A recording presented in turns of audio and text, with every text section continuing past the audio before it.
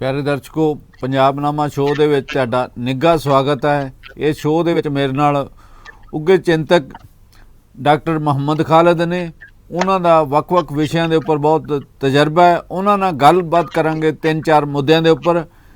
ਪੰਜਾਬ ਦੇ ਮੁੱਖ ਮੰਤਰੀ ਭਗਵੰਤ ਮਾਨ ਹੋਣਾ ਨੇ ਅੱਜ ਟਵੀਟ ਕਰਕੇ ਕਿਹਾ ਕਿ ਉਹ ਵਜ਼ੀਫਾ ਘਟਾਲੇ ਦੀ ਜਾਂਚ ਕਰਾਏਗੀ। ਉਸ ਦੇ ਨਾਲ ਕੁਝ ਹੋਰ ਵੀ ਪੰਜਾਬ ਦੇ ਵਿੱਚ ਘਟਾਲੇ ਆ, ਸਵਾਲ ਉਹਨਾਂ ਬਾਰੇ ਵੀ ਉੱਠਦਾ ਵੀ ਉਹਨਾਂ ਬਾਰੇ ਜਾਂਚ ਕਦੋਂ ਹੋਏਗੀ। ਇੱਕ ਤਾਂ ਇਸ ਵਿਸ਼ੇ ਦੇ ਉੱਪਰ ਕਰਾਂਗੇ ਕਿ ਇਹ 5ਵੀਂ-6ਵੀਂ ਵਾਰੀ ਜਿਹੜੀ ਆ ਵਜ਼ੀਫਾ ਘਟਾਲੇ ਦੀ ਜਾਂਚ ਜਿਹੜੀ ਆ ਹੋਣ ਜਾ ਰਹੀ ਆ ਤੇ ਕੀ ਤਗੜਿਆਂ ਨੂੰ ਹੱਥ ਪਾਇਆ ਜਾਏਗਾ ਜਿਹੜੇ ਸ਼ਕਤੀਸ਼ਾਲੀ ਆ। ਇੱਕ ਤਾਂ ਸਵਾਲ ਇਹ ਹੈ। ਦੂਜਾ ਮਸਲਾ ਹੈਗਾ ਨਸ਼ਿਆਂ ਦਾ। ਨਸ਼ਿਆਂ ਦੀ ਇੱਕ ਵੱਡੀ ਖੇਪ ਜਿਹੜੀ ਆ ਪੰਜਾਬ ਪੁਲਿਸ ਨੇ ਜਿਹੜੀ ਆ ਗੁਜਰਾਤ ਤੋਂ ਫੜੀ ਹੈ, ਉੱਥੋਂ ਦੀ ਪੁਲਿਸ ਨਾਲ ਮਿਲ ਕੇ। ਕੀ ਇਹ ਜਿਹੜੇ ਕਦਮ ਨੇ ਇਹਨਾਂ ਨਾਲ ਜਿਹੜੇ ਨਸ਼ੇ ਦੇ ਸੌਦਾਗਰ ਉਹਨਾਂ ਦਾ ਲੱਕ ਟੁੱਟ ਸਕੇਗਾ? ਇਹ ਇੱਕ ਆਪਣੇ ਆਪ 'ਚ ਹੀ ਵੱਡਾ ਸਵਾਲ ਹੈਗਾ। ਇਸ ਤੋਂ ਇਲਾਵਾ ਸਾਡਾ ਜਿਹੜਾ ਗੁਆਂਢੀ ਦੇਸ਼ ਹੈ ਸ਼੍ਰੀਲੰਕਾ, ਉੱਥੇ ਬੜੀ ਸਥਿਤੀ ਅਜੀਬ ਬਣੀ ਹੋਈ ਹੈ। ਉਹਦੇ ਵਿੱਚ ਜਿਹੜਾ ਹੈ ਇਸ ਵੇਲੇ ਪਤਾ ਹੀ ਨਹੀਂ ਲੱਗ ਰਿਹਾ ਵੀ ਜਿਹੜਾ ਰਾਸ਼ਟਰਪਤੀ ਆ ਉੱਥੋਂ ਦਾ ਉਹ ਭੱਜ ਚੁੱਕਾ। ਪਹਿਲਾਂ ਪ੍ਰਧਾਨ ਮੰਤਰੀ ਨੇ ਅਸਤੀਫਾ ਦੇ ਦਿੱਤਾ ਸੀ। ਇਸ ਵੇਲੇ ਕੌਣ ਰਾਜ ਕਰ ਰਿਹਾ ਕਿਸੇ ਨੂੰ ਕੋਈ ਪਤਾ ਨਹੀਂ। ਤੇ ਇੱਕ ਪਾਸੇ ਕਿਹਾ ਜਾਂਦਾ ਵੀ ਉੱਥੇ ਐਮਰਜੈਂਸੀ ਲੱਗ ਗਈ ਹੈ, ਦੂਜੇ ਪਾਸੇ ਜਿਹੜੇ ਲੋਕ ਜਿਹੜੇ ਆ ਉਹਨਾਂ ਨੇ ਰਾਸ਼ਟਰਪਤੀ ਭਵਨ ਦੇ ਉੱਪਰ ਕਬਜ਼ਾ ਕੀਤਾ ਹੋਇਆ। ਭੀੜਾਂ ਕਦੇ ਇਸ ਪਾਸੇ ਵੱਲ ਘੁੰਮ ਰਹੀਆਂ, ਕਦੇ ਇਸ ਪਾਸੇ। ਉਹ ਕਿੱਧਰ ਨੂੰ ਦੇਸ਼ ਜਾਏਗਾ, ਉਹਦੇ ਬਾਰੇ ਵੀ ਚਰਚਾ ਕਰਾਂਗੇ। ਡਾਕਟਰ ਸਾਹਿਬ ਦਾ ਉਹਦੇ ਬਾਰੇ ਕਾਫੀ ਤਜਰਬਾ ਇੰਟਰਨੈਸ਼ਨਲ ਮਾਮਲਿਆਂ ਦਾ, ਉਹਨਾਂ ਬਾਰੇ ਵੀ।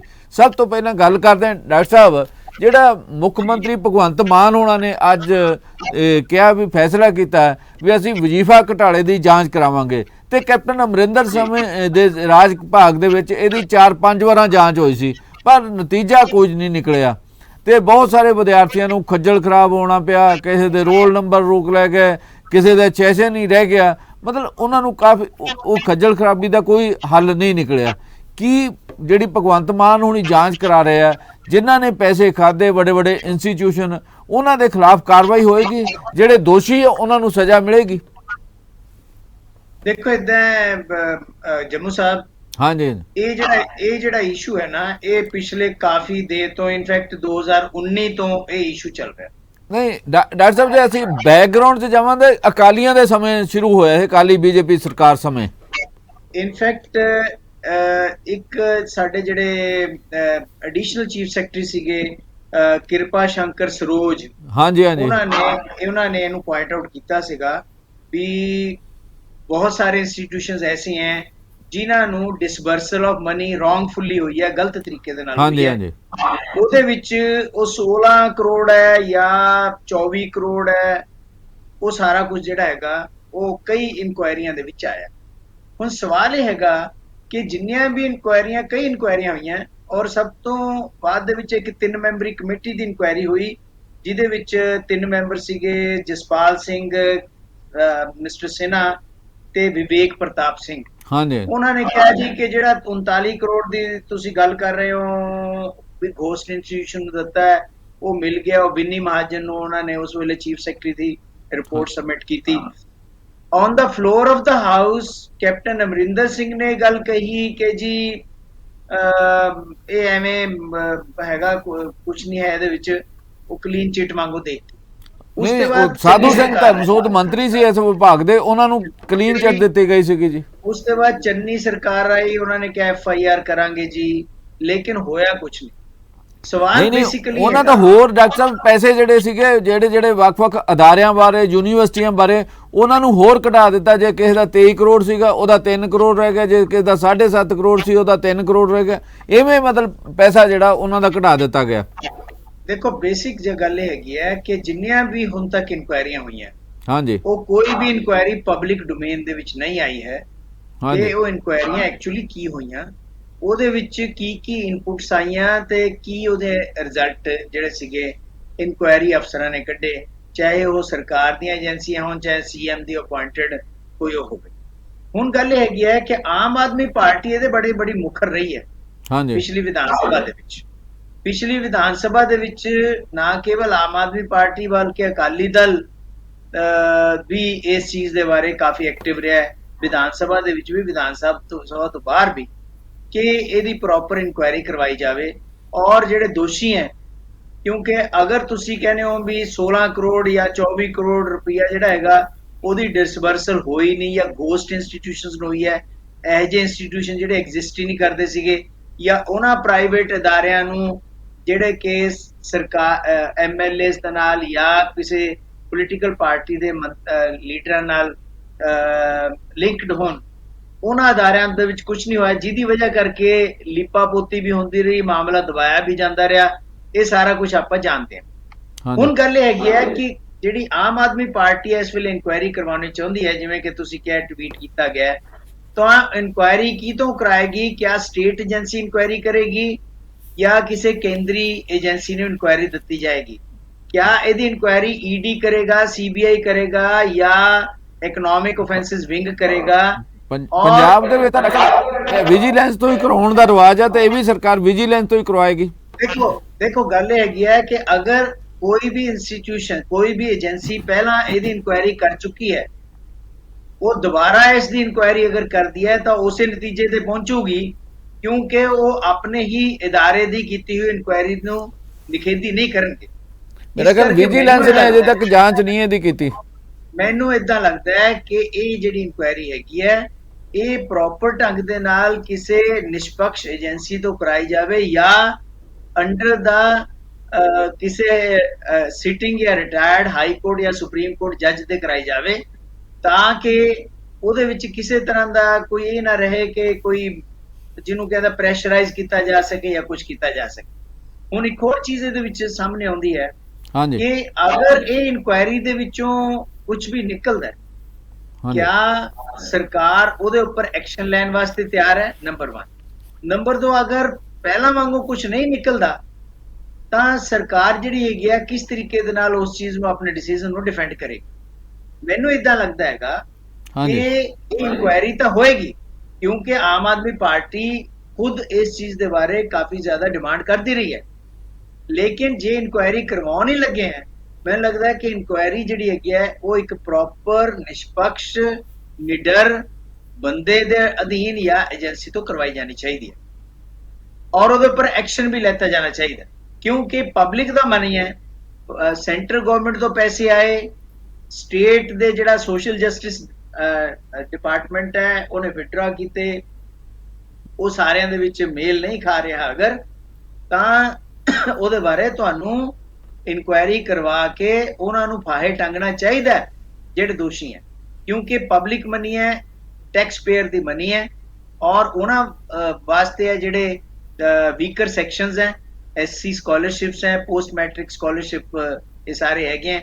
ਉਹਦੇ ਬਾਰੇ ਪ੍ਰੋਪਰ ਇਨਕੁਆਇਰੀ ਹੋ ਜਵੇ ਤਾਂ ਬਹੁਤ ਅੱਛੀ ਗੱਲ ਹੈ, ਤਾਂ ਕਿ ਦੁੱਧ ਦਾ ਦੁੱਧ ਤੇ ਪਾਣੀ ਦਾ ਪਾਣੀ ਹੋ ਜਾਵੇ। ਨਹੀਂ ਸਰ, ਮੁੱਖ ਮੰਤਰੀ ਨੇ ਕਿਹਾ ਵੀ ਸਾਰੇ ਕਾਗਜ਼ ਪੱਤਰ ਫਾਈਲਾਂ ਮੇਰੇ ਕੋਲ ਆ ਗਈਆਂ, ਤੇ ਇਸ ਕਰਕੇ ਅਸੀਂ ਜਿਹੜਾ ਲੌਜੀਕਲ ਕਨਕਲੂਜਨ ਤੇ ਜ਼ਰੂਰ ਪਹੁੰਚਾਂਗੇ। ਤੇ ਮੇਰਾ ਖਿਆਲ ਕੁਝ ਨਾ ਕੁਝ ਤਾਂ ਕਰਨਾ ਹੀ ਪਏਗਾ ਨਾ, ਇਹਨਾਂ ਨੂੰ ਕਮਿਟਮੈਂਟ ਵੀ ਹੈ ਵੀ ਅਸੀਂ ਆ ਕਰਾਂਗੇ। ਦੇਖੋ ਜੰਮੂ ਸਾਹਿਬ, ਗੱਲ ਇਹ ਹੈਗੀ ਹੈ ਕਿ ਜਿਹੜੀ 3 ਮੈਂਬਰੀ ਕਮੇਟੀ ਦੀ ਇਨਕੁਆਇਰੀ ਕੀਤੀ, ਉਹਨਾਂ ਨੇ ਇਹ ਗੱਲ ਕਹੀ ਉਸ ਵੇਲੇ ਵੀ ਕਿ ਜਿਹੜਾ 39 ਕਰੋੜ ਰੁਪਇਆ ਜਿਹੜਾ ਇਹ ਕਿਹਾ ਜਾਂਦਾ ਸੀਗਾ ਕਿ ਗੋਸਟ ਇੰਸਟੀਟਿਊਸ਼ਨ ਨੂੰ ਗਿਆ, ਵੀ ਉਹਦੀ ਟ੍ਰੇਲ ਲੱਭ ਗਈ ਹੈ। ਮਤਲਬ ਇਹ ਇਨਕੁਆਇਰੀ ਜਿਹੜੀ ਹੈਗੀ ਹੈ ਉਹ ਅਗਰ ਇਸ ਤਰ੍ਹਾਂ ਦੀ ਕੋਈ ਇਨਕੁਆਇਰੀ ਹੁੰਦੀ ਹੈ ਤਾਂ ਕੀ ਹੈ? ਦੂਸਰੀ ਗੱਲ ਇਹ ਹੈਗੀ ਹੈ ਕਿ ਫਾਈਲਾਂ ਸੀਐਮ ਕੋਲ ਨਹੀਂ ਹੋਣੀਆਂ, ਫਾਈਲਾਂ ਨੇ ਤਾਂ ਸੀਐਮ ਨੇ ਤਾਂ ਆਰਡਰ ਕਰਨੇ ਇਨਕੁਆਇਰੀ ਦੇ, ਫਾਈਲਾਂ ਤੇ ਉਸ ਏਜੰਸੀ ਕੋਲ ਜਾਣਗੀਆਂ ਜਿਹੜੀ ਏਜੰਸੀ ਇਨਕੁਆਇਰੀ ਕਰੇਗੀ। ਸੀਐਮ ਕੀ ਕਰੇਗਾ? ਸੀਐਮ ਕੋਲ ਇੰਨਾ ਟਾਈਮ ਕਿੱਥੇ ਹੈ ਕਿ ਬੈਠ ਕੇ ਫਾਈਲਾਂ ਫਰੋਲੂਗਾ, ਜਾਂ ਉਹਦਾ ਸਟਾਫ ਉਹਦੇ ਕੋਲ ਜਾਵੇ। ਠੀਕ ਹੈ, ਇਨਕੁਆਇਰੀ ਕਰਾਓ, ਪ੍ਰੋਪਰ ਇੰਸਟਰਕਸ਼ਨ ਹੋਣੀ ਚਾਹੀਦੀ ਹੈ ਕਿ ਇਨਕੁਆਇਰੀ ਨਿਸ਼ਪਕਸ਼ ਤੇ ਨਿਡਰ ਢੰਗ ਦੇ ਨਾਲ ਹੋਵੇ, ਤਾਂ ਕਿ ਪਤਾ ਚੱਲੇ ਕਿ ਕੋਈ ਦੋਸ਼ੀ ਹੈ। ਅਗਰ ਕੋਈ ਦੋਸ਼ੀ ਨਹੀਂ ਹੈ ਤਾਂ ਵੀ ਪਤਾ ਚੱਲਣਾ ਚਾਹੀਦਾ, ਤਾਂ ਕਿ ਲੋਕਾਂ ਨੂੰ ਇਹ ਹੋਵੇ ਕਿ ਇਹ ਇੱਕ ਫਲੂਕ ਸੀਗਾ, ਇੱਕ ਗਵਾਰਾ ਸੀਗਾ, ਜਾਂ ਵਾਕਈ ਇਹਦੇ ਵਿੱਚ ਕੁਝ ਸੀਗਾ। ਡਾਕਟਰ ਸਾਹਿਬ, ਇਸ ਤੋਂ ਅਗਲੇ ਮਸਲੇ ਬਾਰੇ ਆਉਣੇ, ਉਹ ਮਸਲਾ ਹੈਗਾ ਰਾਸ਼ਟਰਪਤੀ ਦੀ ਚੋਣ ਨਾਲ ਸੰਬੰਧਿਤ। ਰਾਸ਼ਟਰਪਤੀ ਦੀ ਜਿਹੜੀ ਚੋਣ ਉਹਦੇ ਲਈ ਵੋਟਾਂ ਤੁਹਾਨੂੰ ਪਤਾ ਵੀ 18 ਜੁਲਾਈ ਨੂੰ ਪੈਣੀਆਂ, ਤੇ ਲਗਾਤਾਰ ਜਿਹੜੀ ਆ ਸ਼ਿਵ ਸੈਨਾ ਉਹਦੇ ਬਾਰੇ ਕਿਹਾ ਜਾਂਦਾ ਸੀ ਵੀ ਉਹ ਵਿਰੋਧੀ ਧਿਰ ਨਾਲ ਖੜੇਗੀ, ਜਿਹੜੇ ਸਿਨਹਾ ਨੇ, ਜਸਵੰਤ ਸਿਨਹਾ, ਉਹਦੇ ਹੱਕ 'ਚ ਜਾਏਗੀ। ਪਰ ਕੱਲ ਉਹਨਾਂ ਨੇ ਪਲਟੀ ਮਾਰ ਲਈ ਆ, ਉਹਨਾਂ ਕਿਹਾ ਵੀ ਅਸੀਂ ਤਾਂ ਜਿਹੜੀ ਬੀਜੇਪੀ ਨੇ ਉਮੀਦਵਾਰ ਖੜੀ ਕੀਤੀ ਹੈ ਦ੍ਰੋਪਦੀ ਮੁਰਮੂ, ਉਹਨੂੰ ਵੋਟ ਪਾਵਾਂਗੇ। ਆਲ ਆਫ ਸਡਨ ਜਿਹੜਾ ਹੈ ਇਹ ਜਿਹੜੇ ਫੈਸਲਾ ਬਦਲਿਆ ਸ਼ਿਵ ਸੈਨਾ ਨੇ ਕਿਸ ਕਾਰਨ ਵਰਤਿਆ? ਕੀ ਉਹਨਾਂ ਦੀ ਸਰਕਾਰ ਟੁੱਟ ਗਈ ਆ ਉਹਦਾ ਕਾਰਨ ਹੈ, ਜਾਂ ਕੋਈ ਦਬਾਅ ਹੈ, ਜਾਂ ਈਡੀ ਦਾ ਕੋਈ ਖਤਰਾ ਹੈ? ਕੀ ਕਿਸ ਕਾਰਨ ਉਹਨਾਂ ਨੂੰ ਇਹ ਬਦਲਣਾ ਪਿਆ? ਦੇਖੋ ਜੰਮੂ ਸਾਹਿਬ, ਰਾਸ਼ਟਰਪਤੀ ਦੀ ਜਿਹੜੀ ਚੋਣ ਹੁੰਦੀ ਹੈ ਉਹਦਾ ਇੱਕ ਇਲੈਕਟੋਰਲ ਕਾਲਜ ਹੁੰਦਾ ਹੈ, ਆਪਾਂ ਨੂੰ ਪਤਾ ਹਾਂਜੀ ਹੈ। ਹਾਂਜੀ ਉਹਦੇ ਵਿੱਚ ਚੁਣੇ ਹੋਏ ਐਮਐਲਏ ਸਾਰੇ ਦੇਸ਼ ਦੇ ਤੇ ਚੁਣੇ ਹੋਏ ਐਮਪੀ ਜਿਹੜੇ ਹੈਗੇ ਉਹ ਭਾਗ ਲੈਂਦੇ। ਰਾਸ਼ਟਰਪਤੀ ਦੀ ਚੋਣ ਦੇ ਵਿੱਚ 12 ਜਿਹੜੇ ਨੋਮੀਨੇਟਡ ਰਾਜ ਸਭਾ ਦੇ ਮੈਂਬਰ ਹੁੰਦੇ ਆ ਜਾਂ ਲੋਕ ਸਭਾ ਦੇ ਨੋਮੀਨੇਟਡ ਮੈਂਬਰ ਹੁੰਦੇ ਆ, ਉਹ ਭਾਗ ਨਹੀਂ ਲੈਂਦੇ। ਹਾਂਜੀ ਇਹਦਾ ਮਤਲਬ ਹੈ ਐਮਐਲਏ ਦੀਆਂ ਤੇ ਐਮਪੀਜ਼ ਦੀਆਂ ਵੋਟਾਂ ਇਹਦੇ ਵਿੱਚ ਪੈਂਦੀਆਂ, ਜਿਹੜਾ ਕਿ ਇੱਕ ਸੈੱਟ ਪ੍ਰੋਸੀਜਰ ਹੈ, ਉਹਦੇ ਮੁਤਾਬਕ ਉਹਨਾਂ ਦੀ ਕੱਢੀ ਜਾਂਦੀ ਹੈ ਕਿ ਇੱਕ ਵੋਟ ਦੀ ਕਿੰਨੀ ਕੀਮਤ ਹੈ। ਹੁਣ ਸਵਾਲ ਇਹ ਹੈਗਾ ਕਿ एनडीए ने अपना एक कैंडिडेट खड़ा करता है, एनडीए ना कहो बल्कि बीजेपी कहो, बीजेपी ने अपना कैंडिडेट खड़ा करता है। वो उन्होंने इस तरह का कैंडिडेट खड़ा किया है जिन्हों कहा जाता है कि पहला गवर्नर रही है, लेडी शेड्यूल्ड ट्राइब चो आउंदी है, ते इस करके असी उन्हां नूं रिप्रेजेंटेशन देना चाहुंदे हां। कुछ लोग ये कहते हैं कि नहीं जी, एक ऐसा बंदा चाहिए है राष्ट्रपति जिहड़ा कि बोल सके। ਤਾਂ ਉਹਦੇ ਵਿੱਚ ਜਿਹੜੀ ਆਪੋਜੀਸ਼ਨ ਹੈ ਨੈਸ਼ਨਲ ਲੈਵਲ ਤੇ ਤੇ ਸਟੇਟ ਲੈਵਲ ਤੇ ਵੀ ਬੀਜੇਪੀ ਦੀਆਂ ਜਿਹੜੀਆਂ ਆਪੋਜੀਸ਼ਨ ਸਰਕਾਰਾਂ ਪਾਰਟੀਆਂ ਹੈਗੀਆਂ, ਉਹਨਾਂ ਵਿੱਚੋਂ ਕੁਝ ਨੇ ਫੈਸਲਾ ਕੀਤਾ ਹੈਗਾ ਕਿ ਅਸੀਂ ਐਨਡੀਏ ਦੇ ਕੈਂਡੀਡੇਟ ਨੂੰ ਹੀ ਸਪੋਰਟ ਕਰਾਂਗੇ। ਕਿਉਂਕਿ ਜੋ ਯਸ਼ਵੰਤ ਸਿਨਹਾ ਹੈਗਾ, ਉਹਨਾਂ ਦੇ ਕੈਂਡੀਡੇਟ ਬਣਾਏ ਜਾਣ ਤੇ ਕਾਂਗਰਸ ਨੂੰ ਵੀ ਥੋੜਾ ਜਿਹਾ ਸੀਗਾ ਕਿ ਇਹ ਬੀਜੇਪੀ ਦੇ ਰਹੇ ਹੈ, ਬੀਜੇਪੀ ਦੇ ਪਹਿਲਾਂ फाइनेंस मिनिस्टर रहे हैं और काफी एक्टिव बीजेपी के लीडर रहे हैं, दोनों अलग हो गए, एक डिफरेंट चीज है। तो हुण जिहड़ी हर पोलिटिकल पार्टी रीजनल लैवल ते या स्टेट लैवल ते देख रही है कि इहदे विच मैं कित्थे खड़ा दिखाई दवां। जिथे तक तुसीं शिव सेना की गल कीती है, कुछ पार्टियां ने, रीजनल पार्टीज ने, बेशक वो एनडीए के खिलाफ हैं, लेकिन राष्ट्रपति के इलैक्शन च उन्होंने एनडीए के कैंडीडेट ਨੂੰ सपोर्ट करना मुनासिब समझिया ते सपोर्ट ਦਿੱਤੀ है। जिथे तक शिव सेना का सवाल है, शिव सेना ਤੁਹਾਨੂੰ पता है रीसेंटली एक बहुत बड़ा झटका खा चुकी है। ਹਾਂਜੀ ਹਾਂਜੀ। और ਉੱਥੇ ਤਾਂ ਇਹ ਲੜਾਈ ਚੱਲ ਰਹੀ है कि शिव सेना असली कौन है। ਹਾਂਜੀ कि क्या शिव सेना ਉਹ ਹੈ ਜਿਹੜੀ ਟੁੱਟ ਕੇ ਪਰੇ ਚਲੀ ਗਈ, ਹਾਂਜੀ, ਸ਼ਿੰਦੇ ਵਾਲੀ ਅਸਲੀ ਹੈ ਜਾਂ ਉद्धਵ ਠਾਕਰੇ ਵਾਲੀ, ਜਾਂ ਜਿਹੜੀ ਅਸਲੀ ਵਾਲੀ ਅਸਲੀ ਹੈ ਜਾਂ ਨਕਲੀ ਵਾਲੀ ਅਸਲੀ ਹੈ ਜਾਂ ਅਸਲੀ ਵਾਲੀ ਨਕਲੀ ਹੈ। ਇਹ ਚੀਜ਼ ਜਿਹੜੀ ਹੈਗੀ ਹੈ ਇਹ ਤਾਂ ਇਲੈਕਸ਼ਨ ਕਮਿਸ਼ਨ ਬਾਰੇ ਆਉਣੀ ਹੈ। ਮੈਨੂੰ ਜਿੱਥੇ ਤੱਕ ਲੱਗਦਾ ਹੈ ਕਿ ਜਿਹੜੀ ਉद्धਵ ਠਾਕਰੇ ਦੇ ਅੰਡਰ ਜਿਹੜੀ ਸ਼ਿਵ ਸੈਨਾ ਹੈਗੀ ਹੈ, ਉਹਨਾਂ ਨੇ ਇਹ ਸੋਚਿਆ ਕਿ ਅਸੀਂ ਫੈਸਲਾ ਜਿਹੜਾ ਹੈਗਾ ਐਨਡੀਏ ਦੇ ਐਲਾਈ ਦੇ ਹੱਕ ਦੇ ਵਿੱਚ ਕਰਦੇ ਹਾਂ। ਕਿਹਾ ਇਹ ਗਿਆ ਹੈ ਕਿ ਸਾਨੂੰ ਜੀ ਕਈ ਟ੍ਰਾਈਬਲ ਲੀਡਰ ਮਿਲੇ, ਉਹ ਟ੍ਰਾਈਬਲ ਲੀਡਰਸ ਦੇ ਕਹਿਣ ਤੇ ਅਸੀਂ ਫੈਸਲਾ ਕੀਤਾ, ਲੇਕਿਨ ਇਸ ਤਰ੍ਹਾਂ ਦੀ ਗੱਲ ਨਹੀਂ ਹੈ। ਗੱਲ ਇਹ ਹੈਗੀ ਹੈ ਕਿ ਕਈ ਐਮਪੀਜ਼ ਨੇ, ਕਿਉਂਕਿ ਕਈ ਐਮਪੀ ਹਜੇ ਵੀ ਟੁੱਟਣ ਨੂੰ ਤਿਆਰ ਬੈਠੇ ਹਨ, ਕਈ ਐਮਪੀਜ਼ ਨੇ ਉਹਨਾਂ ਨੂੰ ਕਿਹਾ ਕਲੀਅਰਲੀ ਕਿ ਅਗਰ ਤੁਸੀਂ ਫਰਦਰ ਸਪਲਿਟ ਨਹੀਂ ਚਾਹੁੰਦੇ, ਹਾਂਜੀ, ਯਾਨੀ ਕਿ ਕਈ ਐਮਪੀਜ਼ ਨੇ ਵੋਟਾਂ ਜਿਹੜੀਆਂ ਹੈਗੀਆਂ ਉਹ ਐਨਡੀਏ ਦੇ ਕੈਂਡੀਡੇਟ ਨੂੰ ਪਾ ਦੇਣੀਆਂ ਤੁਹਾਡੇ ਕਹਿਣ ਦੇ ਬਾਵਜੂਦ, ਇਸ ਕਰਕੇ ਬੈਟਰ ਇਹ ਹੈਗਾ ਕਿ ਤੁਸੀਂ ਸਪੋਰਟ ਹੀ ਕਰਦੇ ਹੋ। ਤਾਂ ਉਸ ਸੰਦਰਭ ਦੇ ਵਿੱਚ ਹੀ ਇਹ ਸਪੋਰਟ ਦੇਖੀ ਜਾ ਸਕਦੀ ਹੈ। ਇਹ ਉਹ ਡਰ ਹੈ ਉद्धਵ ਠਾਕਰੇ ਤੇ ਉਹਦੀ ਸ਼ਿਵ ਸੈਨਾ ਨੂੰ ਕਿ ਅਗਰ ਅਸੀਂ ਇਹਦੇ ਹੱਕ 'ਚ ਦਾ ਸਪੋਰਟ ਕੀਤਾ ਐਨਡੀਏ ਦੀ ਕੈਂਡੀਡੇਟ ਦੇ, ਤਾਂ ਸਾਡੇ ਵਿੱਚੋਂ ਕਈ ਬੰਦੇ ਟੁੱਟ ਕੇ ਚਲੇ ਜਾਣਗੇ ਔਰ ਉਹਦੇ ਨਾਲ ਸਾਡਾ ਫਰਦਰ ਸਪਲਿਟ ਅਪ ਹੋ ਜਾਏਗਾ। ਜਿਹੜੀ ਇਹ ਲੜਾਈ ਇਸ ਵੇਲੇ ਲੜ ਰਹੇ ਹੈ ਅਸਤਿਤਵ ਦੀ, ਉਹ ਲੜਾਈ ਹੋਰ ਜ਼ਿਆਦਾ ਜਿਹੜੀ ਹੈਗੀ ਕਮਜ਼ੋਰ ਪੈ ਜਾਏਗੀ। ਉਸ ਕੰਟੈਕਸਟ ਦੇ ਵਿੱਚ ਹੀ ਮੈਂ ਇਹਨੂੰ ਦੇਖਦਾ। ਦੂਸਰੀ ਇੱਕ ਹੋਰ ਚੀਜ਼ ਵੀ ਹੈ, ਹਾਂਜੀ, ਕਿਉਂਕਿ ਸ਼ਿਵ ਸੈਨਾ ਦੀ ਕੈਡਰ ਜਿਹੜਾ ਹੈਗਾ ਉਹ ਇਸ ਚੀਜ਼ ਤੋਂ ਬਹੁਤ ਹੈਗਾ ਕਿ ਬੀਜੇਪੀ ਦੇ ਨਾਲ ਹੀ ਰਲ ਕੇ ਚੱਲਿਆ ਜਾਵੇ, ਕਿ ਦੋਨੀ ਹਿੰਦੂਤਵਵਾਦੀ ਪਾਰਟੀਆਂ ਹੈਗੀਆਂ, ਦੋਨਾਂ ਦੇ ਏਜੰਡੇ ਆਲਮੋਸਟ ਸੇਮ ਰਹੇ ਹੈ। ਉਹ ਤਾਂ ਪਿਛਲੀ ਵਾਰ ਚੀਫ ਮਿਨਿਸਟਰ ਦੀ ਵਜ੍ਹਾ ਕਰਕੇ ਕਿ ਚੀਫ ਮਿਨਿਸਟਰ 2.5 ਸਾਲ ਸਾਡਾ ਰਹੇਗਾ ਤੇ 2.5 ਸਾਲ ਤੁਹਾਡਾ, ਉਹਦੇ ਪਰ ਲੜਾਈ ਹੋਈ ਜਿਹਦੀ ਕਰਕੇ ਅਲੱਗ ਹੋਇਆ। ਅਦਰਵਾਈਜ਼ ਇਲੈਕਸ਼ਨ ਤਾਂ ਪਹਿਲਾਂ ਵੀ ਇਕੱਠੇ ਹੀ ਲੜਿਆ ਸੀਗਾ ਪਿਛਲਾ। ਹਾਂਜੀ ਹਾਂਜੀ। ਤਾਂ ਇਹ ਪ੍ਰੈਸ਼ਰ ਅੰਦਰਲੀ ਹੈਗਾ ਕਿ ਆਪਾਂ ਇਕੱਠੇ ਹੋ ਜਾਈਏ ਦੁਬਾਰਾ ਜਾਂ ਬੀਜੇਪੀ ਦੇ ਨਾਲ ਦੁਬਾਰਾ ਅਲਾਈਅੰਸ ਕਰ ਲਈਏ। ਇਹ ਚੀਜ਼ਾਂ ਅੰਦਰੋਂ ਗਤੀ ਚੱਲ ਰਹੀਆਂ। ਤਾਂ ਇਸ ਕੰਟੈਕਸਟ ਦੇ ਵਿੱਚ ਵੀ ਆਪਾਂ ਦੇਖਿਆ ਜਾ ਸਕਦਾ ਹੈ ਇੱਕ ਗੁੱਡਵਿਲ ਮੈਜਰ ਦੇ ਰੂਪ ਦੇ ਵਿੱਚ ਕਿ ਉद्धਵ ਠਾਕਰੇ ਨੇ NDA ਕੈਂਡੀਡੇਟ ਨੂੰ ਰਾਸ਼ਟਰਪਤੀ ਇਲੈਕਸ਼ਨ ਦੇ ਵਿੱਚ ਸਪੋਰਟ ਕਰਨ ਦੀ ਘੋਸ਼ਣਾ ਕੀਤੀ ਹੋ। ਈਵਨ ਕਦੇ ਕਦੇ ਇੱਕ ਬਿਆਨ ਜਿਹੜਾ ਪੱਛਮੀ ਬੰਗਾਲ ਦੀ ਜਿਹੜੀ ਮੁੱਖ ਮੰਤਰੀ ਮਮਤਾ ਬੈਨਰਜੀ, ਉਹ ਕਹਿੰਦੇ ਜੇ ਪਹਿਲਾਂ ਗੱਲ ਹੋਈ ਹੁੰਦੀ ਤਾਂ ਹੋ ਸਕਦਾ ਉਹ ਵੀ ਮੁਰਮੂ ਨੂੰ ਵੋਟ ਪਾ ਦਿੰਦੇ।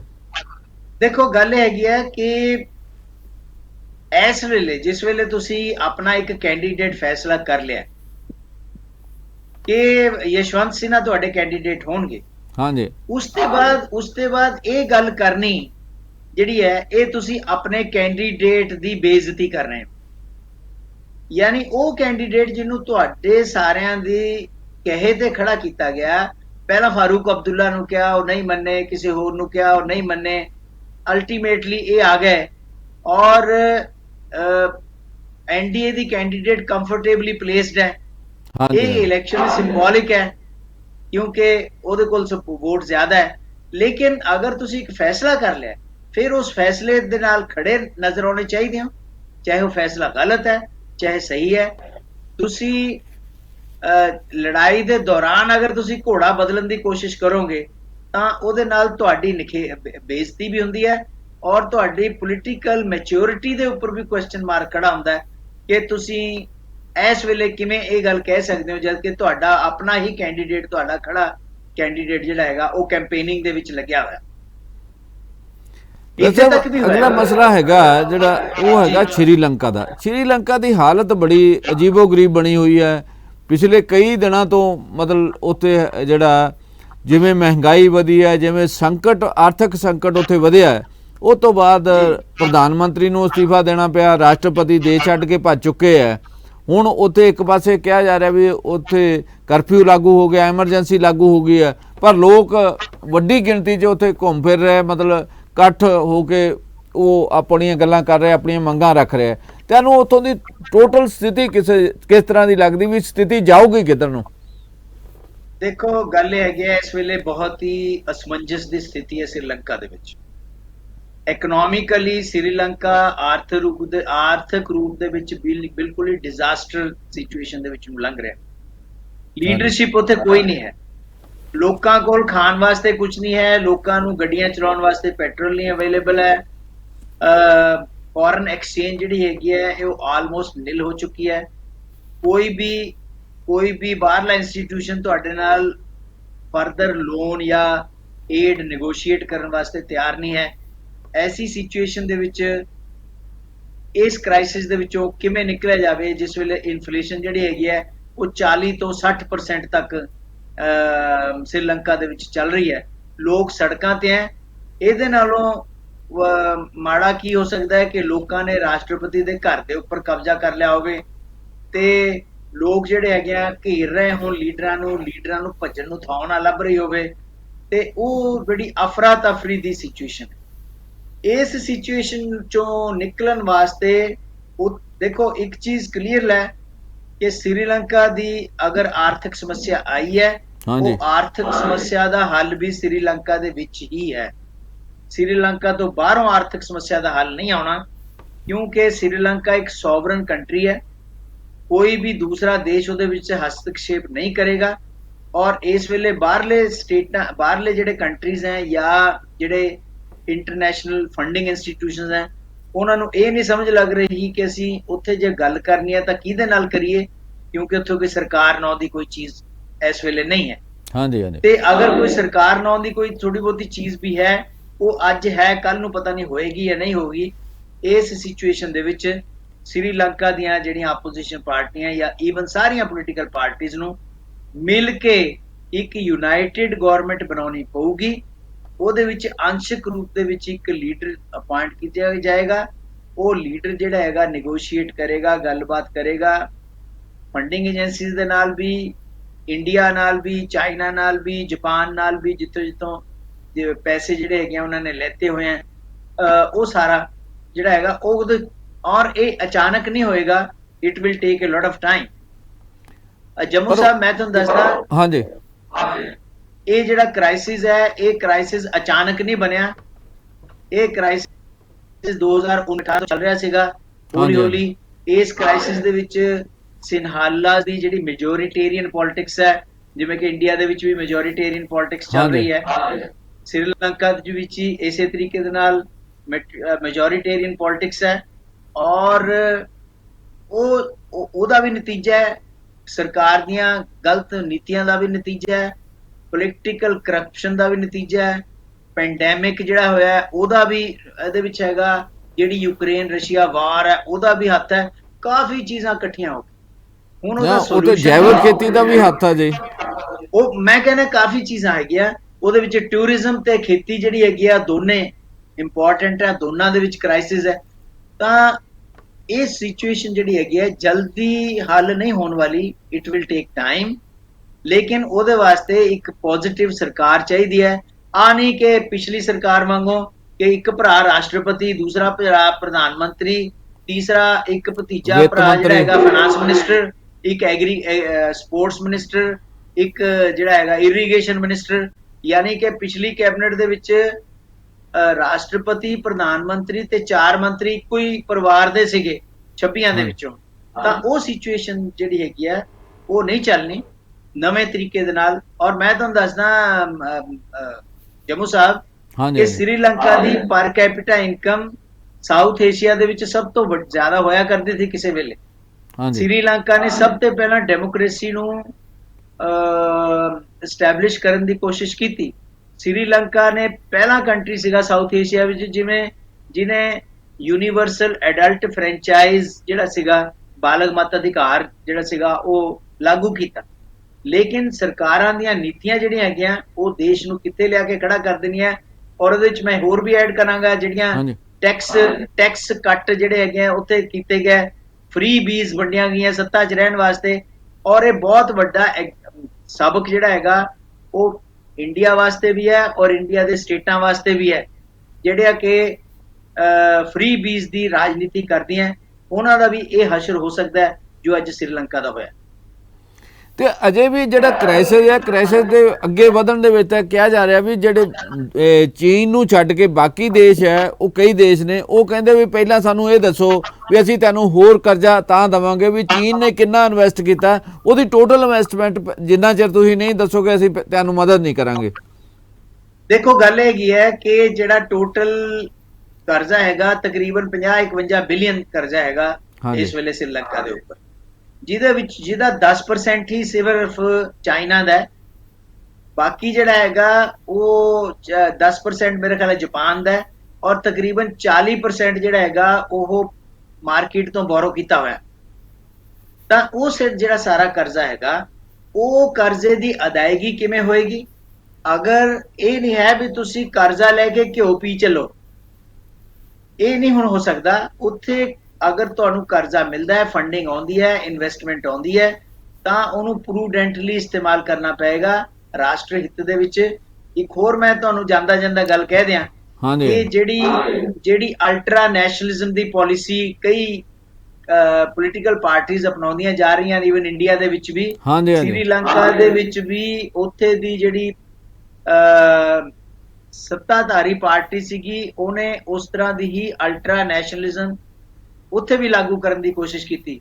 ਉੱਥੇ ਵੀ ਜਿਹੜੇ ਸਿੰਹਾਲਾ ਤੇ ਬੁੱਧਿਸਟ ਹੈ ਉਹਨਾਂ ਨੇ ਮੁਸਲਿਮਸ ਨੂੰ ਤੇ ਤਾਮਿਲਸ ਨੂੰ ਟਾਰਚਰ ਕੀਤਾ, ਉਹਨਾਂ ਨੂੰ ਪ੍ਰੈਸ਼ਰਾਈਜ਼ ਕੀਤਾ, ਉਹਨਾਂ ਨੂੰ ਪੋਲੀਟੀਕਲ ਸਪੇਸ ਚੋਂ ਕੱਢਿਆ, ਉਹਨਾਂ ਨੂੰ ਇਕਨੋਮਿਕ ਸਪੇਸ ਦੇ ਵਿੱਚੋਂ ਧੱਕਾ ਮਾਰ ਕੇ ਬਾਹਰ ਕੱਢਤਾ। ਇਹ ਵੀ ਇੱਕ ਰੀਜ਼ਨ ਹੈਗਾ। ਸ੍ਰੀਲੰਕਾ ਦੀ ਆਉਣ ਵਾਲੀ ਸਰਕਾਰ ਇਨਕਲੂਸਿਵ ਹੋਊਗੀ, ਜਿਹਦੇ ਵਿੱਚ ਸਾਰੇ ਸਟੇਕ ਹੋਲਡਰ ਹੋਣਗੇ, ਸਾਰੀਆਂ ਪੋਲੀਟੀਕਲ ਪਾਰਟੀਆਂ ਹੋਣਗੀਆਂ, ਤਾਂ ਕਿ ਦੇਸ਼ ਦੇ ਹਿੱਤ ਦੇ ਵਿੱਚ ਨਾ ਕਿ ਕਿਸੇ ਵਿਸ਼ੇਸ਼ ਧਰਮ ਜਾਂ ਜਾਤੀ ਦੇ ਹਿੱਤ ਦੇ ਵਿੱਚ ਕੰਮ ਕੀਤਾ ਜਾਵੇ, ਤਾਂ ਸ੍ਰੀਲੰਕਾ ਇਸ ਕ੍ਰਾਈਸਿਸ ਦੇ ਵਿੱਚੋਂ ਨਿਕਲ ਸਕਦਾ ਹੈ। ਸੋ ਡਾਕਟਰ ਸਾਹਿਬ ਮਾਮਲੇ ਤਾਂ ਕੁਝ ਹੋਰ ਵੀ ਹੈ, ਪਰ ਹੁਣ ਸਾਡੇ ਸ਼ੋਅ ਦਾ ਜਿਹੜਾ ਸਮਾਂ ਸਮਾਪਤ ਹੁੰਦਾ, ਅਸੀਂ ਤੁਹਾਡੇ ਤੋਂ ਤਾਂ ਆਪਣੇ ਦਰਸ਼ਕਾਂ ਕੋਲੋਂ ਆਗਿਆ ਲੈਂਦੇ। ਧੰਨਵਾਦ।